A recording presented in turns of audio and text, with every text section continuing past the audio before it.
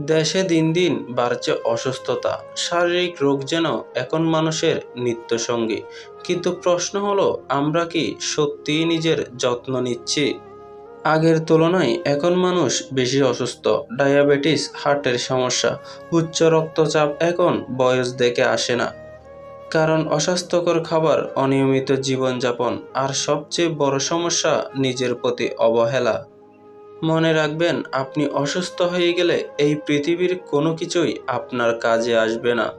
বাঁচতে হলে কিছু নিয়ম মানতেই হবে। প্রতিদিন অন্তত 30 মিনিট হাঁটুন, ফাস্টফুড কমিয়ে ঘরের খাবার খান, পর্যাপ্ত ঘুম দিন শরীরকে, নিয়মিত পানি পান করুন, আর মানসিক চাপ কমান। নিজেকে ভালোবাসুন, কারণ সুস্থ থাকাটাই সবচেয়ে বড় সম্পদ। আজ থেকেই শুরু করুন একটা সুস্থ সুন্দর জীবনের যাত্রা।